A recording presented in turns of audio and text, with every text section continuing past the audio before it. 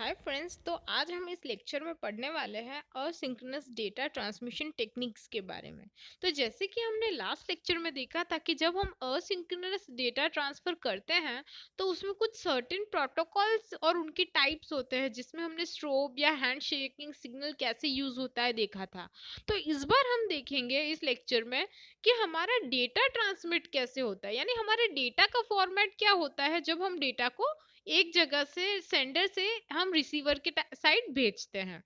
तो यहाँ पे अगर आप देखेंगे तो हमारा ये जो टेक्निक होता है या तो सीरियल होगा या तो पैरेलल होगा। यानी जब आप डेटा ट्रांसफर करते हैं तो वो ट्रांसफर हमारे डेटा को या तो सीरियली करना पड़ता है या तो पैरेलली करना पड़ता है। तो इस बेस पे हम हमारे ट्रांसमिशन को 4 डिफरेंट पार्ट्स में डिवाइड करते हैं।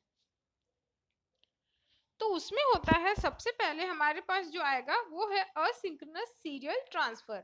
यानी आपका डेटा असिंक्रोनस ट्रांसफर तो हो रहा है पर उसमें आपका डेटा कैसा है, सीरियल। सिमिलरली हमारे पास होगा सिंक्रोनस सीरियल ट्रांसफर, यानी इस पर्टिकुलर सिस्टम में हमारा डेटा सिंक में होगा, यानी सेंडर और रिसीवर के बीच में एक क्लॉक होगी जो टाइमिंग मेंटेन करके रखेगी कंटिन्यूसली हमारे डेटा ट्रांसफर के दौरान। उसी तरह से हमारे पास होता है असिंक्रोनस पैरेलल ट्रांसफर और असिंक्रोनस पैरेलल ट्रांसफर। तो यहाँ पे जब ये ट्रांसमिशन हम पढ़ेंगे तो हम इस बार इस पर्टिकुलर लेक्चर में टॉपिक को डिटेल में पढ़ेंगे, वो है सीरियल ट्रांसफर। हम थोड़ा सा पैरेलल भी देखेंगे पर हमारा जो मेजॉरिटी ऑफ ट्रांसमिशन होता है वो एक्चुअली सीरियल ट्रांसफर होता है, और उसका रीजन हम अब देखेंगे। तो सबसे पहले हम देखते हैं कि आखिर सीरियल ट्रांसमिशन होता क्या है। तो अगर मैं अपने डेटा को सेंडर और रिसीवर के बीच में ट्रांसफर कर रही हूँ, तो जो मेरा डेटा है, सपोज मैं अज्यूम कर रही हूँ कि मेरे 10 बिट्स का डेटा है। तो ये जो मेरे 10 बिट का डेटा है, अगर एक एक बिट मेरी ट्रांसफर होगी तो उस पर्टिकुलर ट्रांसफर को हम कहेंगे सीरियल ट्रांसफर। अब अगर मेरा डेटा एक एक बिट ट्रैवल कर रहा है तो उसके लिए जो कंडक्टर्स है या फिर मैं कहूँ जो मेरे वायर है वो भी कितनी लगेगी, एक। क्योंकि डेटा एक एक बिट में जा रहा है तो 10 बिट को हमें 10 बार एक्चुअली सेंड करना है। तो अगर मैं 10 बिट को अपने 10 बार सेंड करूंगी तो ऑब्वियसली जो मेरा सीरियल ट्रांसमिशन है स्लोअर प्रोसेस है, मैं अज्यूम कर सकती हूँ, ये कह सकती हूँ। वाइल इसमें एक फायदा ये है कि ये इसकी कॉस्ट इफेक्टिवनेस बहुत ज्यादा है। क्यों? क्योंकि यहाँ पे हार्ड वायरिंग बहुत कम लगती है। जैसे कि यहाँ पे लिखा है कि इसमें कंडक्टर्स या फिर मैं कहूँ वायर्स ओनली एक ही लगती है एक जगह से दूसरी जगह ट्रांसफर करने में।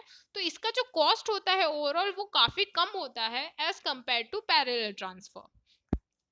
अब जैसे कि मैंने कहा कि ये हमारे सीरियल ट्रांसफर जो हम यूज करते हैं, तो यहाँ पे एक चीज ध्यान रखने की है कि कभी भी जब हम डेटा ट्रांसफर बहुत लंबे डिस्टेंस पे कर रहे हैं तो वहां पे बहुत सारी वायरिंग को मैनेज करना पॉसिबल नहीं है। तो हमें वहां पे ऑब्वियसली वायरिंग कम हो सके उतनी चाहिए। तो इस पर्टिकुलर टाइप के लिए, यानी बहुत लंबे डिस्टेंस पे जब डेटा भेजना हो वाया हार्ड वायर्स या फिर वायरिंग के थ्रू, तो सीरियल ट्रांसफर काफी इफेक्टिव साबित होता है। तो अब हम देखेंगे तो हमारे पास जो सीरियल ट्रांसफर होता है उसमें सबसे पहले कौन सा आता है, असिंक्रोनस सीरियल ट्रांसफर। तो असिंक्रोनस ट्रांसफर तो हमने देखा ही था, यानी हमारा जो डेटा सेंडर और रिसीवर के बीच में ट्रैवल करता है, तो जब हमारे सेंडर डेटा सेंड करता है और डेटा रिसीव होता है उसमें कोई टाइम फिक्सेशन नहीं होता। यानी अगर सेंडर अभी सेंड कर रहा है डेटा तो जरूरी नहीं कि अभी के अभी मेरा रिसीवर उस डेटा को रिसीव करेगा ही करेगा। वो डेटा को शायद 1 घंटे बाद या 1 दिन बाद भी रिसीव कर सकता है। तो इस तरह को ट्रांसफर को हम कहते हैं सीरियल ट्रांसफर। अब यहाँ पे जो हमारी प्रोसेस होती है उसमें सबसे पहले ये ध्यान रखना होता है कि हमारी जो लाइन यानी जो हमारी हार्ड वायरिंग है वो आइडल रहेगी या फिर वर्क फ्री रहेगी जब हमारा डेटा कुछ भी नहीं होगा हमारे पास। यानी अगर सोर्स और डेस्टिनेशन के बीच में कोई डेटा नहीं है तो जो हमारी वायर है वो कंप्लीटली फ्री ऑफ वर्क है या फिर फ्री ऑफ चार्ज हम कह सकते हैं।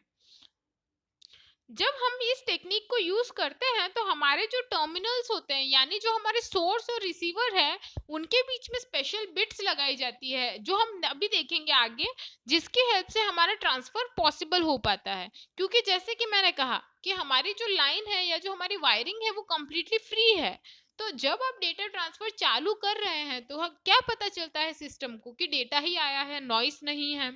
तो इसके लिए हम लोग एक स्पेशल टेक्निक फॉलो करते हैं, जिसमें हम क्या करेंगे कि जो हमारा डेटा होता है, यानी सपोज 8 बिट की कोई मेरी एक वर्ड लाइन है या फिर कैरेक्टर है 10 बिट का, उसके आगे पीछे हम लोग 2 सेक्शन लगा देंगे। जो फर्स्ट सेक्शन होगा उसको हम कहेंगे स्टार्ट बिट, यानी जो हमारे डेटा के स्टार्टिंग में लगेगा, और जो लास्ट में लगेगा उसको कहेंगे स्टॉप बिट्स। अब इसका वर्क क्या होता है, तो जैसे कि आप यहाँ पे डायग्राम देख सकते हैं, हमारे ट्रांसमीटर और रिसीवर के बीच में जब डेटा ट्रांसफर होता है तो हमारे पास स्टार्ट बिट होती है, फिर डेटा बिट्स होती है यानी जो हमारा डेटा है वो, और फिर स्टॉप बिट्स होती है। तो यहाँ पे अगेन एक चीज ध्यान रखने की है, तो हमारी स्टार्ट बिट हमेशा 0 रहेगी, यानी सिस्टम को जब 0 बिट मिलेगी तभी वो ऐसे एक्सपेक्ट करेगा कि ओके अब मेरा डेटा आने वाला है, ये डेटा ट्रांसफर स्टार्ट होगा।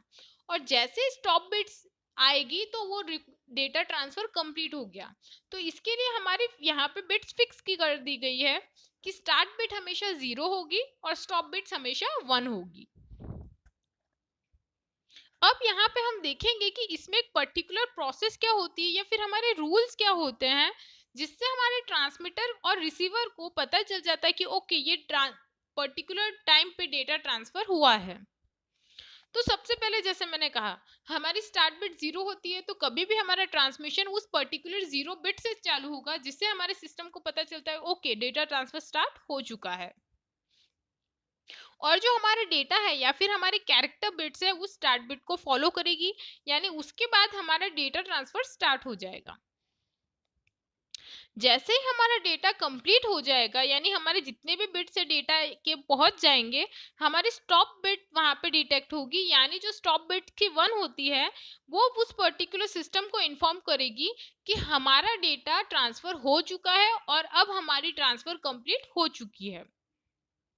तो यहाँ पे इन पर्टिकुलर रूल्स के थ्रू हमारे सिस्टम को पता चल जाता है कि ओके हमारा ट्रांसफर स्टार्ट हुआ है या कंप्लीट हुआ है। इससे क्या होता है कि हमारे सिस्टम में जो नॉइस है वो एंटर नहीं कर पाती।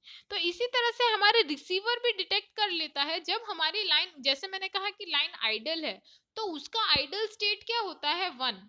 तो अगर उस वो आइडल स्टेट में उसको 0 मिलता है तो वो स्टार्ट कर देता है कि ओके मेरी स्टार्ट बिट आ गई है, तो मेरा डेटा अब ट्रांसफर चालू होने वाला है। तो यहाँ पे एक चीज और ध्यान रखने की है कि ऑब्वियसली स्टार्ट बिट और स्टॉप बिट्स तो है ही, पर हमारे सिस्टम को ये भी तो पता होना चाहिए कि ओके इतने बिट का मेरा डेटा ट्रांसफर है या फिर इतने फ्रीक्वेंसी पे मेरा डेटा आ रहा है। तो ये कैसे पता चलता है कि हमारे ट्रांसमीटर और रिसीवर के बीच में जो बिट रेट्स होती है वो ऑलरेडी फिक्स्ड होती है, यानी हमारे रिसीवर को पता होता है कि ओके मेरा जो डेटा है वो इतने बिट्स का ही आएगा। इसी वजह से वो स्टार्ट बिट और स्टॉप बिट को डिटेक्ट कर सकता है। हमारा जैसे ही डेटा ट्रांसफर कंप्लीट होता है, इसके बाद ये ध्यान रखने की चीज है कि स्टॉप बिट एक बिट नहीं भेजी जाती, एक से ज्यादा भेजी जाती है, जिससे कंफर्म हो जाए कि ओके मेरा ट्रांसफर कंप्लीट हो चुका है।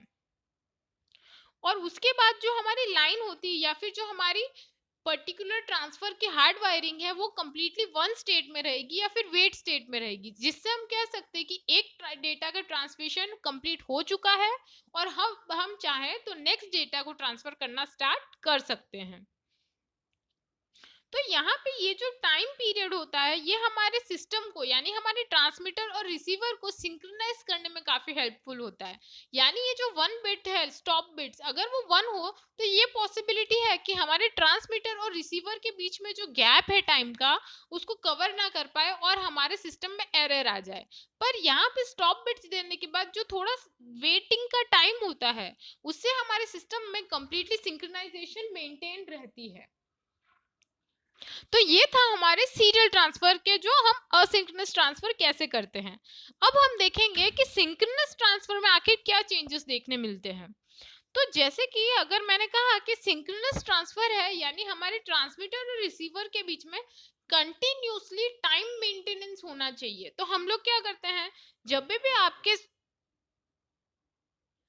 भी आपके सिस्टम में सिंक्रोनस ट्रांसफर हो रहा है तो हमारे सिस्टम के बीच में एक कॉमन क्लॉक होती है, यानी फिर एक टाइम मेजरमेंट डिवाइस है सपोज, जो हमारे फ्रीक्वेंसी और उनके बिट रेट्स को कंप्लीटली और कंटिन्यूसली जज कर रहा है कि ओके इतने टाइम में इतने ही बिट्स ट्रांसफर होंगे। अगर मैं कहूँ कि यही मेरा सिंक्रोनस ट्रांसफर काफी दूर डिस्टेंस पे हो रहा है, तो हम एक क्लॉक यूज नहीं करेंगे, बल्कि सिस्टम में ऐसे करेंगे कि सोर्स के पास खुद की अलग क्लॉक होगी, रिसीवर के पास भी खुद की अलग क्लॉक होगी, पर उन दोनों के बीच में कंप्लीटली टाइम मेंटेनेंस प्रॉपर होगा। यानी अगर एक जगह पे टाइम 1 सेकेंड का है, तो दूसरी जगह पे भी टाइम एग्जैक्टली वही होगा। यहाँ पे इसी तरह से हम अपने सिस्टम की क्लॉक्स को एक दूसरे के साथ सिंक्रोनाइज करके रखते हैं। जैसे कि आप देख सकते हैं यहाँ पे अगेन हमारा एग्जैक्टली वही ट्रांसफर होता है जो हम हमारे असिंक्रोनस ट्रांसफर में करेंगे, पर जो इसमें एक एडिशनल चीज ऐड होती है वो है हमारी क्लॉक, जो हमारे सिस्टम को कंप्लीटली सिंक्रोनाइजेशन में रखती है। बाकी का जो प्रोसेस है वो बिल्कुल हमारे असिंक्रोनस ट्रांसफर जैसे है, जैसे कि हमारे स्टार्ट बिट्स होंगे, स्टॉप बिट्स होंगे, हमारे डेटा बिट्स होंगे, हमारा जो प्रोसेस है वो बस यहाँ पे यही होगा कि हमारा जो डेटा है वो सिंक्रोनस ट्रांसफर होगा, यानी यहाँ पे जो गैप है टाइम का वो नहीं होगा। अगर डेटा हमारा ट्रांसमीटर सेंड कर रहा है तो उसी टाइम पे हमारा रिसीवर भी उस डेटा को रिसीव करेगा, और ये प्रोसेस कंटिन्यूअस है, यानी यहाँ पे कोई आइडल या वेट स्टेट नहीं आएगा।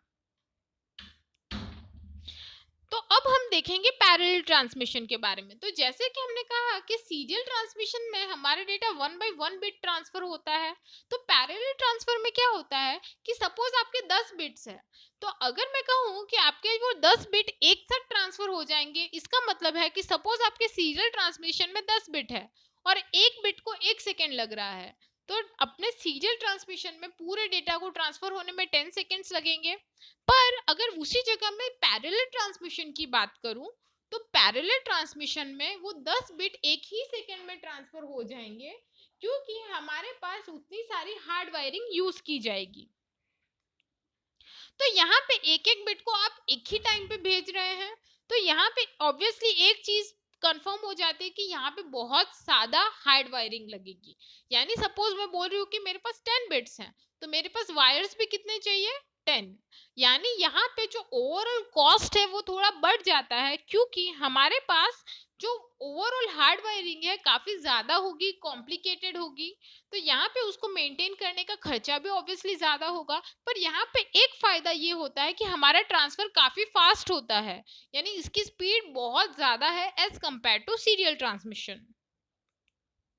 और ये जो पैरेलल ट्रांसमिशन है इसको हम शॉर्ट डिस्टेंस ट्रैवल के लिए यूज करते हैं। अब इसका रीजन एक ये भी है, जैसे मैंने कहा कि पैरेलल ट्रांसमिशन में हार्ड वायरिंग बहुत ज्यादा लगती है, तो यहाँ पे ये जो हार्ड वायरिंग इतनी ज्यादा लगती है तो उसका मेंटेनेंस अगर बहुत लंबे डिस्टेंस पे करना हो तो उसमें नॉइस एंटर होने के चांसेस काफी ज्यादा होते हैं। इस वजह से पैरेलल ट्रांसमिशन को लंबे टाइम पे या लंबे डिस्टेंसेस के लिए यूज नहीं किया जाता। तो इसी के साथ हमारा ये टॉपिक हम कंप्लीट कर रहे हैं। Thank you. इसी तरह के और लेक्चर्स के लिए प्लीज़ हमारे चैनल को सब्सक्राइब करें, और अगर हमें आपको हमारे लेक्चर्स अच्छे लग रहे हैं तो प्लीज़ लाइक देके हमें सपोर्ट करें।